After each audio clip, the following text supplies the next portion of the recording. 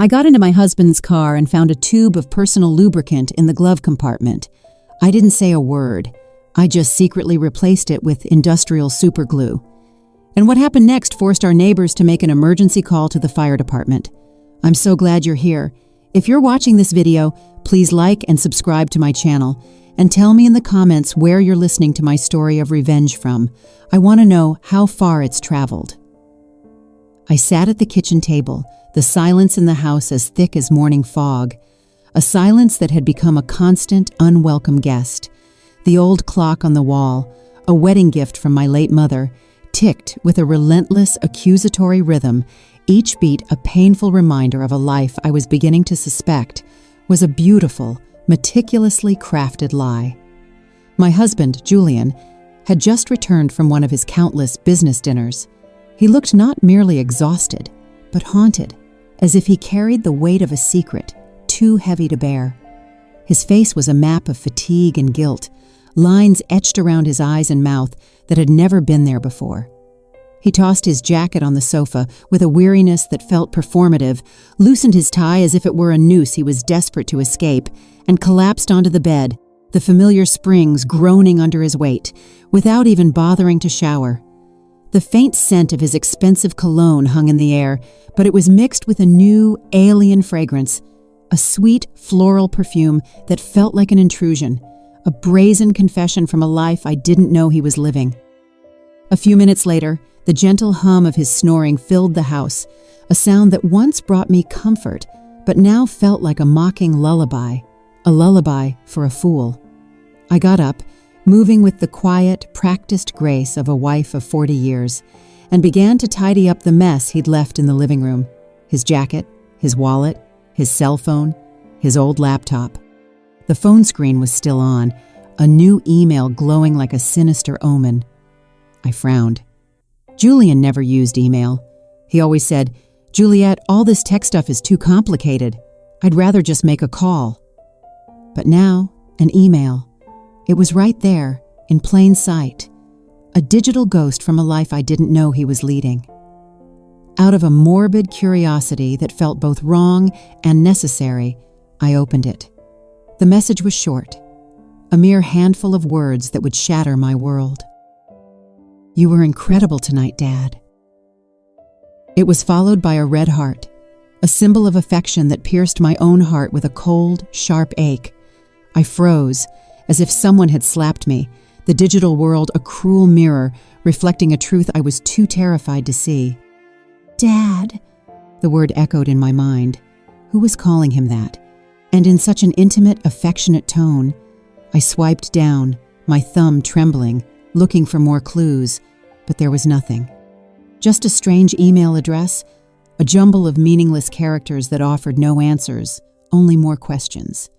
A shiver ran through me, not from cold, but from a profound, bone-deep fear. It felt like a cold wind coming in through a crack in the door of my life, revealing a secret chamber I never knew existed. I glanced at the bedroom and saw Julian turn over with a sputtering snore, his face still and peaceful, a stark and infuriating contrast to the storm raging inside me. My heart pounded like a thief's, a frantic, guilty beat. I quickly put the phone back, my hands shaking so much I almost dropped it. I continued cleaning up, my movements now mechanical, robotic. I gathered his dirty clothes to take to the laundry. As I checked his pant pockets, I felt a folded piece of paper, crisp and new. It was a receipt from a fancy steakhouse in San Antonio, dated that very night. I frowned. San Antonio? He had told me he was meeting his partners in Dallas. A tiny, bitter laugh escaped my lips. Julian hated driving to Dallas. San Antonio, on the other hand, was where his mother had lived before she passed away. He had fond memories there, a fact he had often reminded me of. But who had he had dinner with in San Antonio while lying to me about being in Dallas? The receipt showed a party of two, a bottle of expensive Cabernet Sauvignon, a wine he had bought me for our 10th anniversary, a wine I had never forgotten, and main courses of filet and pasta. I tried to remember the last time Julian took me to a place like that. Maybe 10 years ago, when I opened my first bakery. It was a memory etched in my mind. The flickering candlelight, His proud smile, the way he toasted my success. Now, that memory was a lie, a faded photograph in a scrapbook of deceit. I took out my own phone and, with a silent, determined resolve, snapped a picture of the receipt and the email. I didn't want to believe it, but a woman's intuition, a wife of 40 years' intuition, is a deep, primal knowing. Something was going on, and I had to find out what it was. My hands were trembling not just with anger, but with a deep existential dread. I felt like I was standing on the edge of a cliff, about to witness the spectacular collapse of my entire life. I went to the garage. Julian's old SUV was still warm, the air thick with the smell of gasoline and that faint, sweet perfume from his clothes. I opened the door, a small, cold dread gripping my stomach. I turned on my flashlight and checked every corner of the driver's seat. There was nothing out of the ordinary, just some loose change and an empty water bottle. But as I reached into the passenger side glove box, my fingers brushed against something plastic and slippery. I pulled it out, and my heart almost stopped. A tube of used personal lubricant with dried residue on the cap, a sticky, damning piece of evidence. I stood there in the dark garage, staring at it as if it were a dirty secret, a tangible manifestation of my worst fears. Julian and I hadn't been intimate in years. He always said he was tired, that age had sapped his desire. So what was this lubricant for? The question echoed in my mind, each syllable a hammer blow to my fragile reality. I felt paralyzed, but kept a clear head, a survival instinct kicking in. I put it back exactly where I'd found it. I wiped my hands with a napkin, scrubbing them raw, as if I were afraid the betrayal would leave a permanent mark on my skin. I continued searching, this time more carefully, more methodically. Under the back seat, I found some crumpled napkins soaked in a sweet floral perfume that wasn't a man's and wasn't my soft, familiar rose fragrance. The scent was alien, defiant, a loud, vulgar shout of infidelity in the quiet sanctuary of our garage. I took photos of everything, the lubricant, the napkins, as if I could capture the scent in an image. I closed the car and went back inside, the weight of the evidence pressing down on me, heavier than any flour sack I had ever lifted. I sat at the kitchen table, my hands trembling uncontrollably as I picked up Julian's phone again. By this point, I was almost certain he was cheating on me. I checked his messages, but there were only work chats, cold and dry like a desert landscape. His inbox was empty, except for that one strange email. I checked the sent and draft folders. Nothing. Everything was too clean, too perfect, suspiciously so, as if he had erased every trace of his deception. A master of lies, I thought bitterly. My rage was now a cold, hard stone in my chest, and a new, more dangerous emotion began to stir within me, a desire for truth, a need to expose the lie, no matter the cost. The next morning, just as the sun rose and the soft light filtered through the window curtains, I was already awake, a ghost in my own house. The image of the lubricant, the restaurant receipt, and that email wouldn't stop swirling in my head, a venomous carousel of doubt. I stood in the kitchen, my hands busy, but my mind a frantic whirlwind. I made a simple breakfast, 2 fried eggs, some toast, and a cup of the strong black coffee Julian liked. I had barely slept all night. Julian came down, looking tired, his hair a mess, and his eyes still groggy. He sat at the table, grabbed his coffee cup, took a sip, and set it down half full.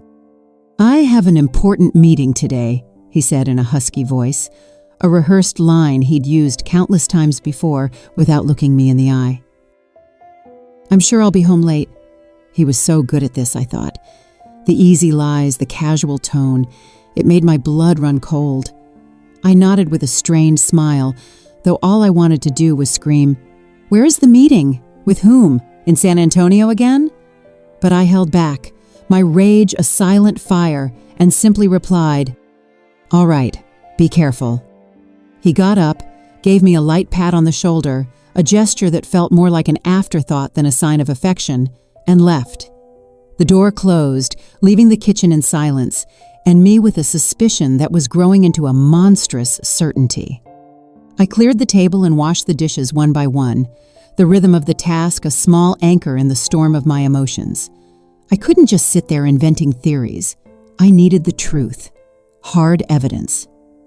I picked up my phone and looked for the number for Mrs. Miller, a friend from years ago who had helped me so much when I first opened the bakery.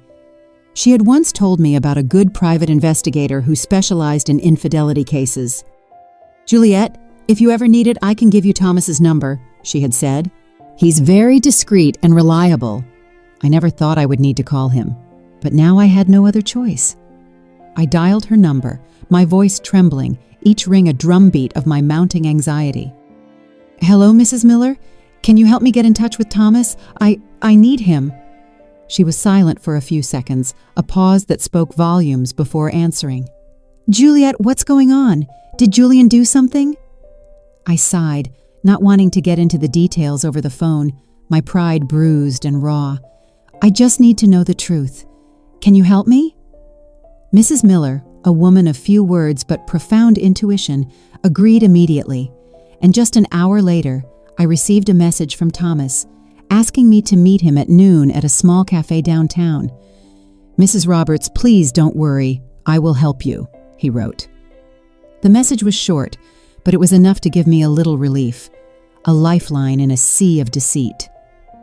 At noon, I went to the cafe, a tiny place with worn wooden tables and the aroma of roasted coffee filling the air, a scent that usually comforted me, but now felt strangely foreign. I chose a secluded corner where no one would notice me, a shadow in a room full of light. Thomas walked in, a middle-aged man, short and stocky, with a simple light blue shirt and philosophical eyes that seemed to read everything, to see through the surface of things. I handed him a flash drive with the photos I had taken the night before, the strange email, the restaurant receipt, the lubricant tube, and some napkins. "This is all I have," I said, my voice shaky. "I'm not sure, but I think my husband is cheating on me." The words tasted like ash.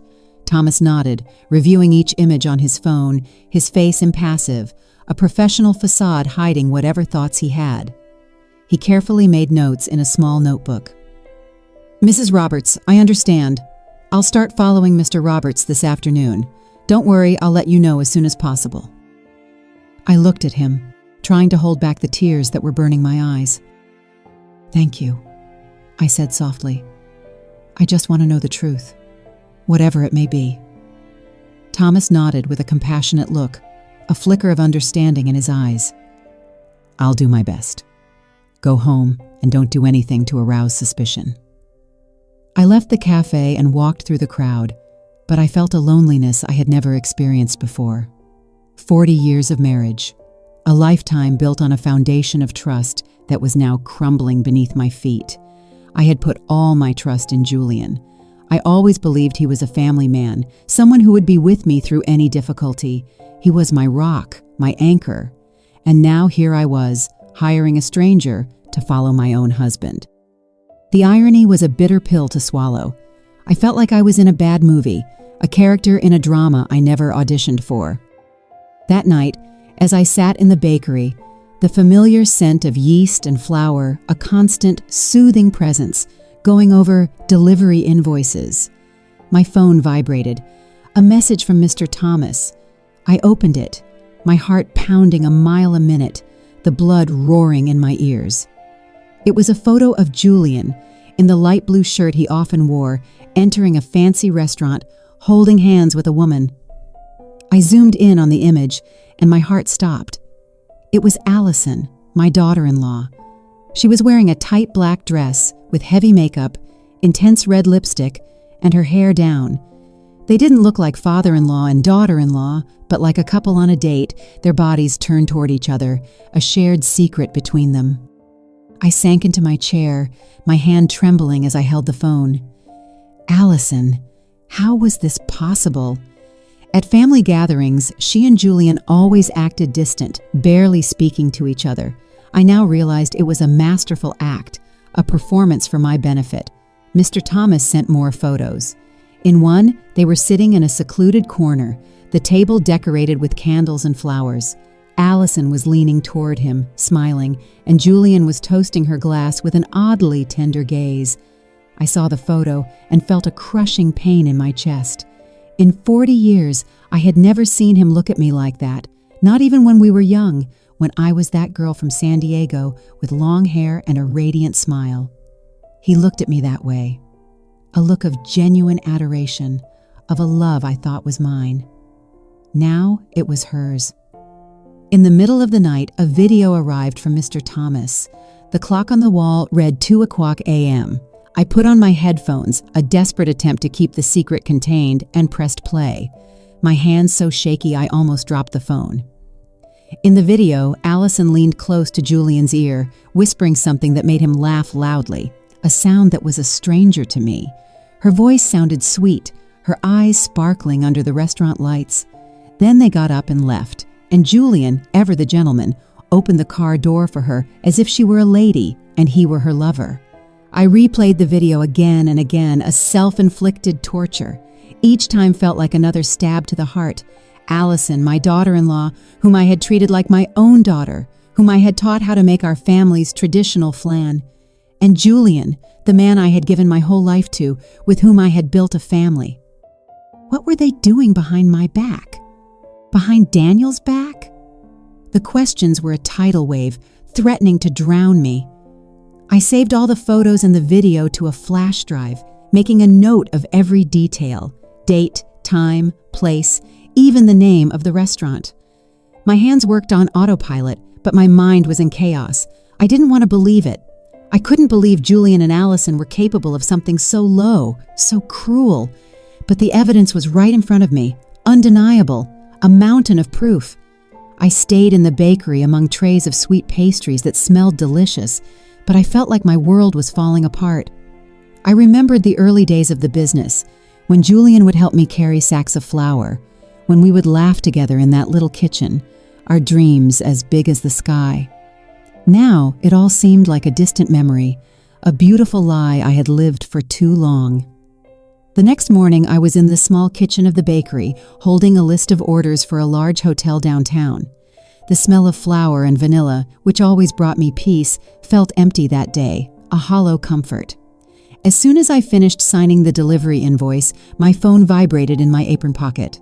I wiped my hands, and my heart sank when I saw it was a message from the detective. Just a short sentence. "Mrs. Roberts, I'm sending you more evidence." I took a deep breath, trying to stay calm, but my hands trembled as I opened the message. A series of photos appeared on the screen. The first showed Julian, in his usual gray shirt, leaving a law office near the main plaza. By his side was Allison, in a beige office dress, her hair in a high ponytail, and huge dark sunglasses that almost covered her face, a pathetic attempt at anonymity. They were walking very close together, not like in-laws, but like a couple, their bodies a testament to their forbidden bond. In the next photo, they were standing in front of a 4-star hotel with gleaming glass doors and a gold sign. I zoomed in, desperately looking for some sign to deny what I was seeing, but there was nothing. They looked too natural, too comfortable together, a part of a world I was not a part of. Then came a short video from Mr. Thomas. I pressed play, and my heart pounded so hard I thought it would burst, a frantic drum against my ribs. The shot was from a distance, but it was clear enough to see Julian and Allison on the 3rd-floor balcony of the hotel. His arm was around her waist, and she was resting her head on his shoulder, her long hair moving softly in the wind. And then, like a stab, I saw them share a quick kiss without trying to hide.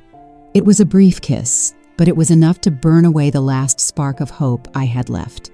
I replayed the video frame by frame, each image digging deeper into my soul, a slow, agonizing descent into hell.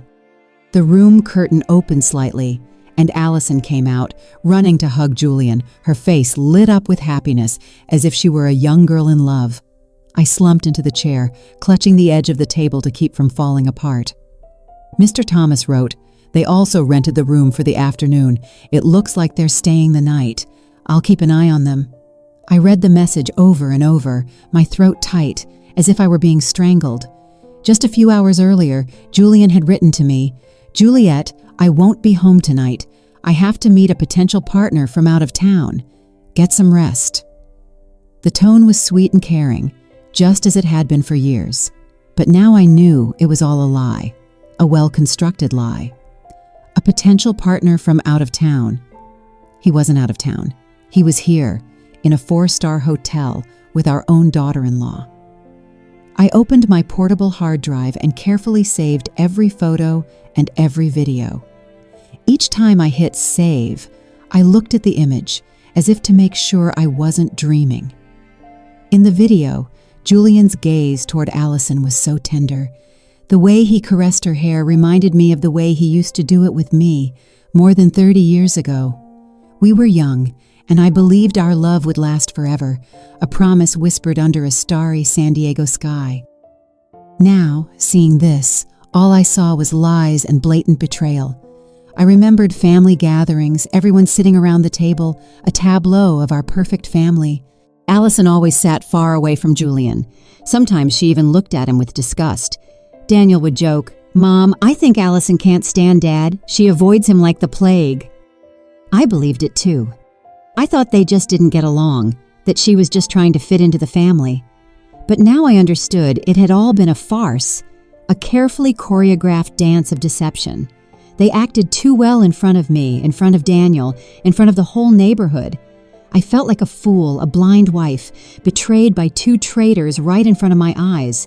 People were going about their lives unaware of what was happening on that hotel balcony. But Mr. Thomas had captured the perfect moment, like a silent hunter, a snapshot of my reality. I replied to him, "Thank you. Please keep watching. I need to know everything." He answered briefly, "I will. Stay calm." That night, I returned to the house that had been my home with Julian. It felt foreign now, a place of ghosts and lies. I opened the dresser drawer and took out a thick envelope, my hands moving with a grim determination. I printed all the evidence, photos of Julian and Allison leaving the lawyer's office, photos of them entering the hotel, photos of them on the balcony, and every frame of the video. I carefully arranged them, sealed the envelope, and hid it at the bottom of the drawer under old family photos. I looked at a photo of the 4 of us, Julian, Allison, Daniel, and me, at Daniel's birthday party a few years ago. Allison was smiling, hugging Daniel tightly, while Julian stood beside me with his arm on my shoulder, looking proud. Now, looking at it, all I wanted was to rip it to pieces, to tear the image of their smiling faces from my life. The next morning, just before dawn, I heard the front door open slowly. Julian staggered in, smelling of alcohol. "The partner was too difficult, Juliet," he complained in a raspy voice, his eyes red as if he'd been up all night. "I had to drink a lot. I'm dead tired." I was in the kitchen with a glass of water in my hand, watching him perform while feeling like he was rubbing salt in a wound. "Rest," I replied calmly, as always, the practiced voice of a wife. "You have to go to work tomorrow." He nodded, gave me a pat on the shoulder as if nothing had happened, and dragged himself to the bedroom. Minutes later, he was snoring peacefully, as if he'd never cheated on me, as if he'd never gone to a hotel with our own daughter-in-law. When I was sure Julian was asleep, my phone vibrated. It was a call from the detective, Mr. Thomas. His voice was low, almost a whisper, as if he feared someone would overhear him. "Mrs. Roberts, I recorded their conversation in the hotel parking lot. I used special equipment. They didn't even notice. I'm sending it to you now." My heart pounded hard, but I simply replied, "Thank you, Thomas. Send me the file." Minutes later, an audio file appeared in my messages. I put on my headphones, sat at the table, and pressed play. The first thing I heard was Allison's voice, cold and ambitious, a stranger's voice. "Dad, hurry up with that fake contract.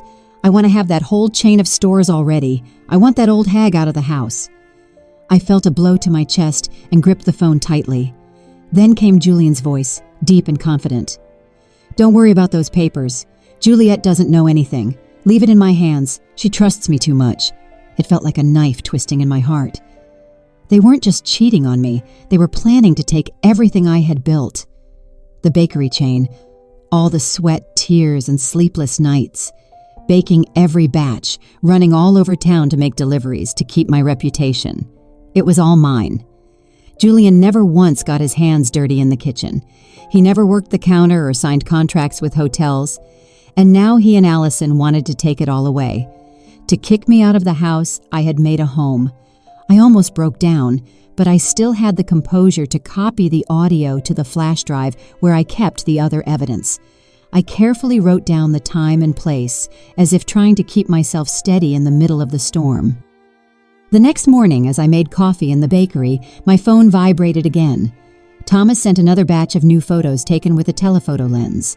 In them, Julian and Allison were inside his car with a thick pile of papers in front of them. Allison had a red pen and was marking the document intently. Julian, next to her, nodded and smiled as if he were in full agreement. Thomas wrote, "I overheard something. It seems they want to use a contact at the notary's office to make the transfer. I'll investigate further." I zoomed in on the photo. I could see the letters on the paper, though I couldn't read them. But I knew. These weren't normal work papers. They were planning to steal everything I had worked for, step by step. I sat there among the trays of sweet pastries that smelled so delicious, but I felt as if my whole world was collapsing. I reopened the audio file, put on my headphones, and listened to every phrase, every word they said. That wretched old woman. That's what Allison called me. I remembered the days when she had just joined the family, when I taught her how to make rice, when I hugged her like a daughter. I thought she was part of the family, that she would be the woman who, along with Daniel, would build a future. And Julian, the man I had loved since I was a girl in San Diego, who swore he would be with me until the end. They had made a joke of me, a fool who still believed in love and family. A regular customer came in, Mrs. Peterson, who always bought pastries for her grandchildren. "Juliet, your bakery has been packed lately. Your chain of stores is expanding. I'm so proud of you," she said, her voice warm. I forced a smile and replied, "Thank you. I'm doing my best." But inside, I was a wreck. I wondered what she would think if she knew the truth. Would she see me as a strong woman, or just a fool betrayed by her husband and daughter-in-law? I wrapped Mrs. Peterson's pastries, said goodbye at the door, and sank into my chair, my hands on my head. I wanted to cry, but no tears came. Instead, a silent rage burned inside me, like the fire in an oven, ready to ignite at any moment. That night, at dinner, I sat across from Julian in the small kitchen under the yellow light that gave his face a strange, distorted glow.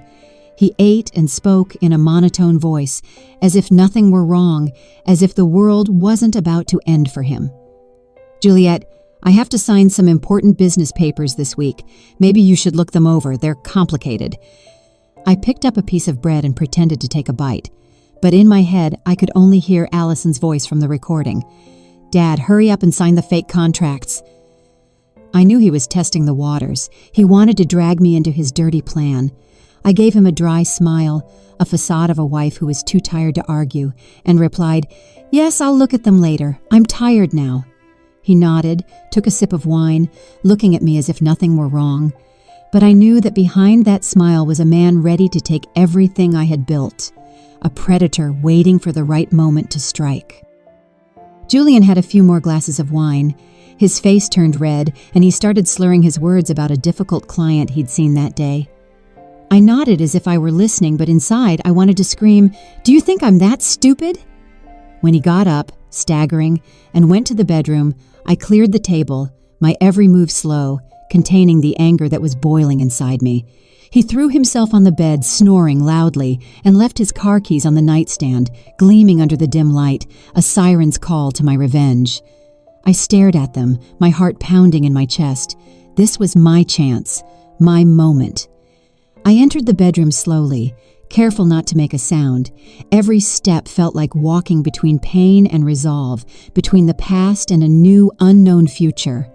I grabbed the keys, squeezed them tight, and went straight to the garage.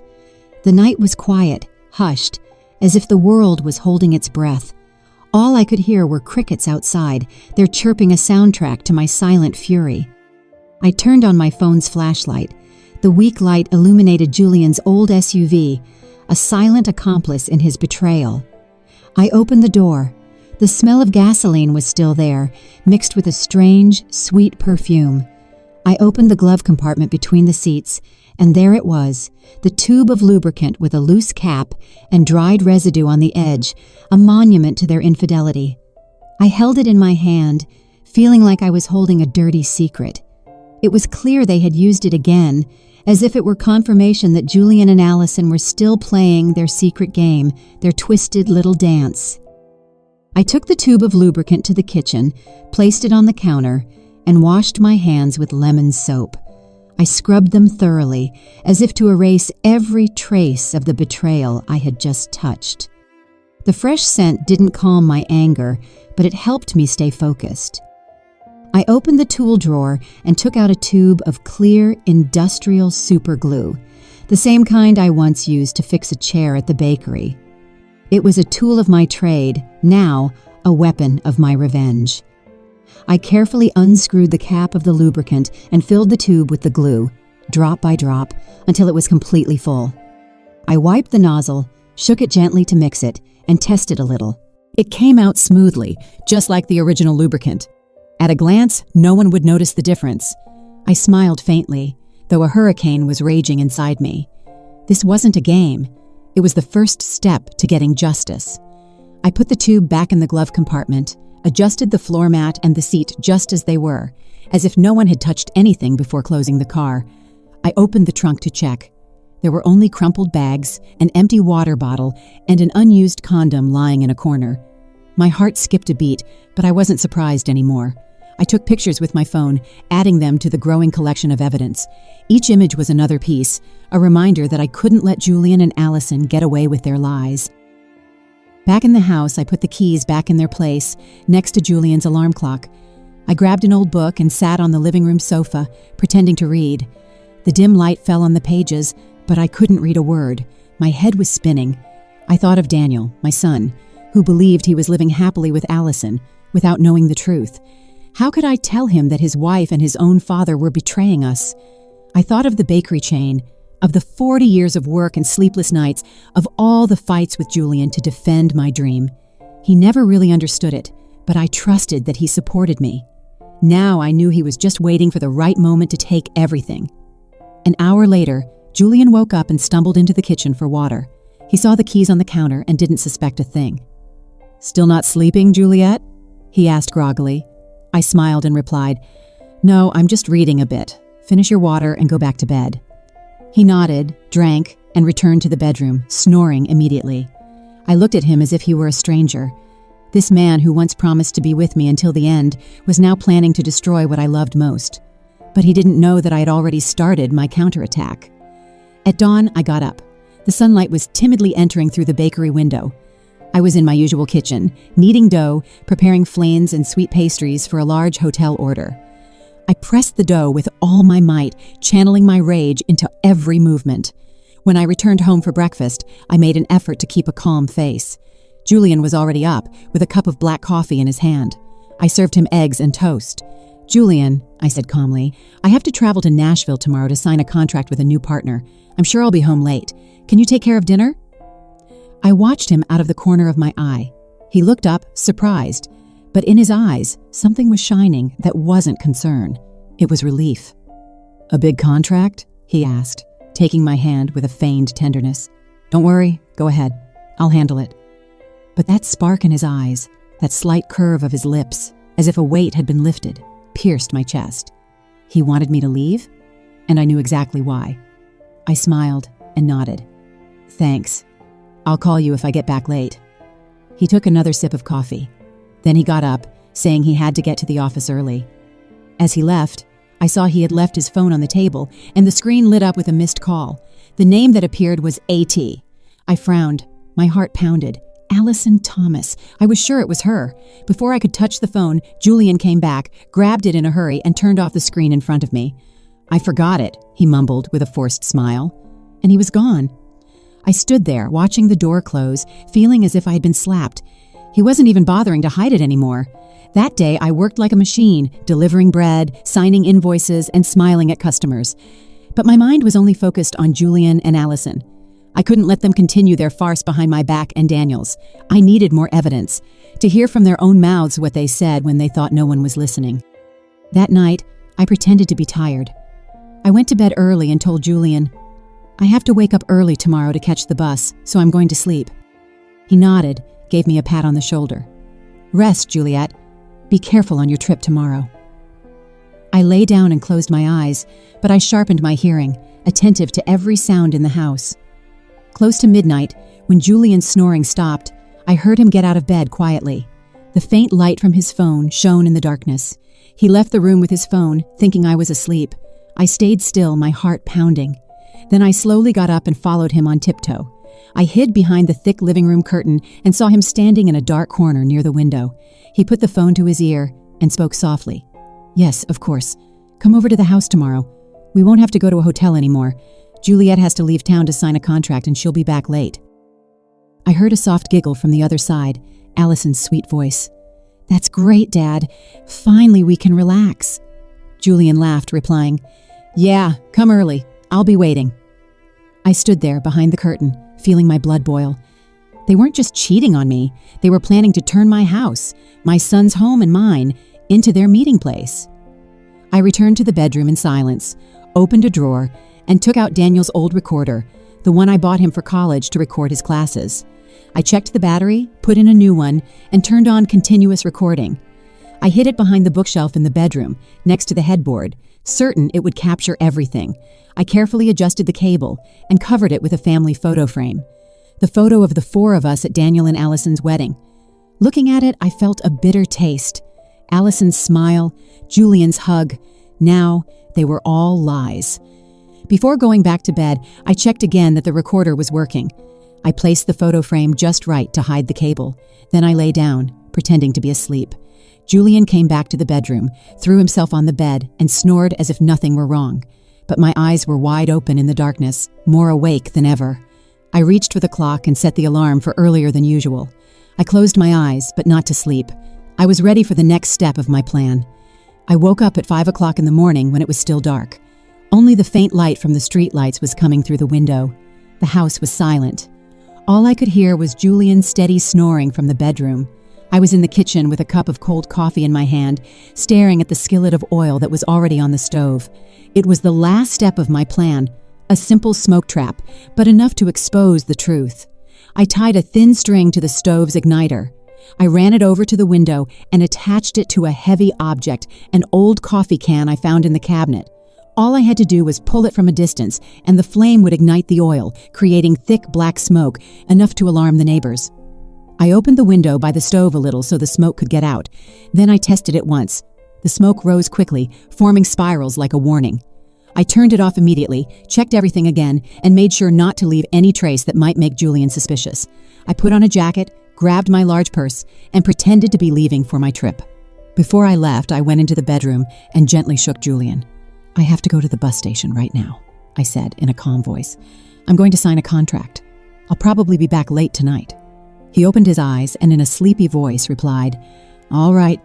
Be careful, Juliet. Call me if you need anything." Then he buried his face in his pillow and went back to sleep. I looked at the man I once loved and trusted. Now, lying there, unaware of the trap waiting for him, I turned away, my heart heavy but my legs steady. Instead of going to the station, I went across the street to Mrs. Peterson's house. She was my neighbor and my friend. She opened the door and looked at me, worried, when she saw my purse. "Juliet, what are you doing up so early? Is something wrong?" she asked with affection. I forced a smile. "Mrs. Peterson, can I stay here for a few hours? I need to watch my house." She frowned but didn't say anything else. She poured me a hot cup of coffee and gave me a chair by the window. From there, I could see the entrance to my house, where Julian and Allison would enter, and where the truth would be revealed. Around 10 o'clock, a taxi pulled up in front of the house. Allison got out, wearing a light floral dress and dark sunglasses, as if she were afraid someone would recognize her. Julian opened the door, looked around in a hurry, and quickly ushered her inside. I gripped my coffee cup tightly, my heart pounding in my chest. "It's time," I murmured, and turned on the app on my phone, connected to the hidden recorder I had left in the bedroom. The sound started coming through my headphones.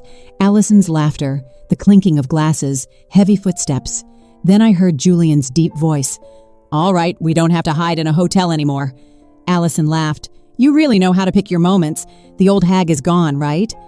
I bit my lips, holding back the rage as I listened to her call me the old hag with so much contempt. Then the bed started to creak, along with other sounds I didn't want to keep listening to. I closed my eyes, took a deep breath, and told myself, "Just a little longer, Juliet. Just a little longer." A few minutes later, suddenly, Allison screamed, "What the hell is this? We're stuck!" Her voice was filled with panic, almost sobbing.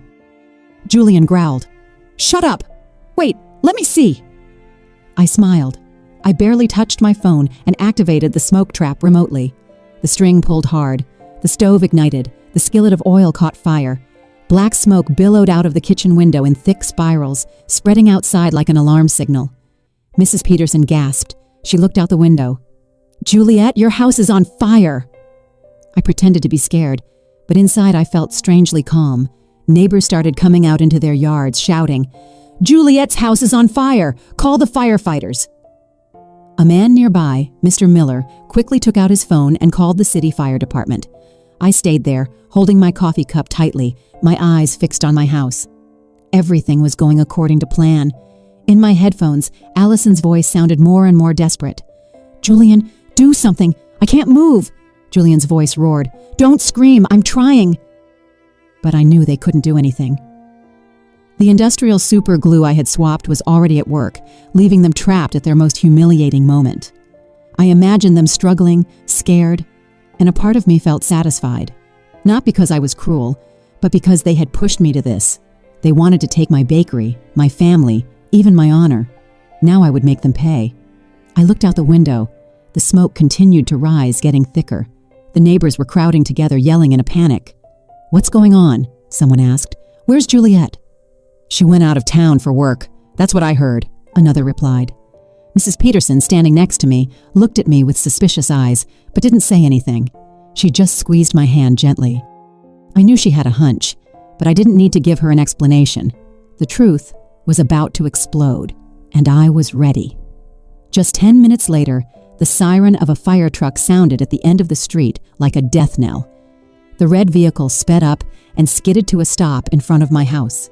I saw Daniel jump out of the driver's seat in his fire chief uniform, his face tense. My son shouted in a firm voice, "Get the equipment ready! Quick! There might be people inside!" I looked at him and felt a sharp pain. My son, always so proud of his family and his parents. Now he was about to face the cruelest truth. I wanted to run and hug him and say, "I'm sorry, Daniel," but I had no other choice. I stayed still, letting everything take its course. The smoke from the kitchen continued to rise thickly, making Daniel and his team believe there was a serious fire. My son led the way with a sledgehammer, breaking down the front door. The sound of splintering wood echoed in the air.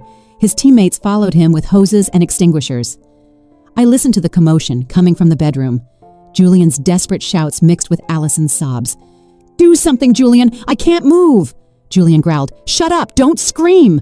I bit my lips, squeezing the phone where the app was still transmitting the audio from the hidden microphone. They were trapped, helpless, just as I had calculated. Daniel entered the bedroom, and I could imagine what he found. His own father and his wife, naked, stuck to each other on the bed, their faces pale with pain and panic. I wasn't there, but through my headphones, I heard Daniel's voice falter. What is this?" A firefighter behind him murmured in surprise, "Oh my God!" Another couldn't hold back and let out a nervous laugh, but Daniel immediately shouted, "Silence!" I knew that cry wasn't just to maintain order, but my son's last attempt to hide his pain. The humiliation was now exposed, not just to Daniel, but to the entire fire team and the whole neighborhood. A firefighter ran out and told Daniel, "Chief, the smoke is under control. It was just a small oil fire, nothing serious." But Daniel didn't reply. I figured the young man was still in the bedroom, frozen by what he was seeing. The neighbors started to arrive, crowding in front of the door, pointing and whispering. "What's happening?" "It's Julian and his daughter-in-law!" a woman shouted, her voice full of amazement. "Oh my God, how could this have happened?" Another chimed in. Mrs. Peterson, standing next to me, took out her phone and silently started recording, moving the camera closer to Julian and Allison, who were writhing in bed, their faces contorted with pain. She looked at me with eyes full of pity and anger. "Juliet, you knew about this, didn't you?" I didn't answer. I just nodded softly, without taking my eyes off the window. Daniel came out of the bedroom. I heard the thud of his boots on the hardwood floor. Through the headset, I heard Julian shout in a raspy voice, "Get everyone out of here! Close the door, Daniel!" But it was too late. The whole neighborhood was gathered, their faces showing disdain, their whispers sounding like a chorus of shame. "Father-in-law and daughter-in-law caught in the act. Unbelievable!" a man exclaimed. "Poor Juliet, how did it come to this?" Another sighed. The firefighters, after a moment of hesitation, had to act. They wrapped sheets around Julian and Allison, trying to cover their stuck-together bodies, and carried them out on stretchers. I could hear Allison's broken sobs mixed with her groans of pain. "Please, do something! I can't stand it anymore!" Julian just mumbled weakly. "Don't let anyone see us." But the whole neighborhood had already seen. There were looks of revulsion, mocking laughs, and shakes of disappointed heads. They were carried out, wrapped in a thin sheet, amidst the growing murmurs. What a disgrace! Father-in-law and daughter-in-law. My God, how filthy! The crowd was still gathered at the entrance when the ambulance left with its siren blaring. Among the loud voices, I heard bursts of laughter. "What a show!" shouted Mr. Miller. "I can't believe there are two people so shameless in this world." An old woman shook her head and whispered to the person next to her, "Poor Juliet." I stood among the people, pretending to be surprised, as if I had just run there from the bus station. Daniel stood motionless in the yard, his arms hanging, his face pale as a ghost. His teammates avoided looking at him and quietly gathered their tools. I knew that Daniel wasn't just shocked to see his father and his wife stuck together in bed, but by the double betrayal of the two people he loved most. I wanted to run and hug him, to tell him I was sorry for letting him see something like that. But I held back and walked behind Mrs. Peterson, who silently accompanied me to the hospital. We sat in the third-floor hallway waiting, while I maintained the concerned look of a wife who had just found out her house had been on fire. Hours later, a doctor came out, sweat on his forehead. He looked at me and spoke in a low voice. "Mrs. Roberts, we managed to separate them. Fortunately, there was no serious damage. They just need some skin ointment." I nodded, pretending to be relieved, while my fingers discreetly brushed against my purse, where I had hidden 2 tubes of thick mustard I had prepared. "Thank you, doctor," I said, my voice trembling to hide my plans. "Can I see them?" He nodded and led me to the nurse's station, where they gave me 2 tubes of ointment. The nurse, a young woman, looked at me with compassion. "Ma'am, this is a very difficult situation. I'm so sorry." I gave a weak smile, and the moment she turned around, I swapped the tubes for the mustard I had in my purse. My hands moved quickly and confidently, as if I had rehearsed it hundreds of times in my head. I entered the hospital room with a tube of mustard in my hand, feigning concern. "Julian? Allison? Are you okay?" Allison was in bed, her hair a mess, her eyes red, unable to look at me. Julian, still pale, mumbled, "Juliet, I can explain." But I didn't let him continue. I placed the tube of mustard on the table next to the bed and left. Minutes later, a gut-wrenching scream came from the room. Allison was covering her face, crying, "It burns! My skin is on fire!" Julian was writhing in bed, cursing. "What the hell is this? Who did this?" The entire hallway was in an uproar. Patients and family members came out to look. An old woman whispered to her son, "It's them, the couple from the video this morning on the internet. The father-in-law with the daughter-in-law. What a disgrace." Another added, "They deserve it." The doctor ran into the room, asking the nurses to clean their skin and apply a neutralizing agent. But the humiliation of Julian and Allison was already public, impossible to stop. Mrs. Peterson's video of them being carried out on a stretcher had spread throughout the neighborhood and on social media. I was in the hallway, listening to the murmurs, feeling as if the whole world were witnessing the downfall of those 2 traitors. When the crowd dispersed, Daniel entered the room with a thick folder in his hand. I had called him as soon as the ambulance left, asking him to get the envelope with the evidence I had saved in the drawer and the 2 divorce papers I had ready. He handed me the folder, his gaze empty, without saying a word. I opened it, took out the documents, and placed them on the table in front of Julian and Allison. I looked at him directly in the eyes, my voice cold but firm. 40 years of marriage end here. Sign these, and then do whatever you want, as long as you disappear from my son's life and mine. Allison collapsed, crying, looking at Daniel. Honey, forgive me. I made a mistake. Please, I beg you, forgive me.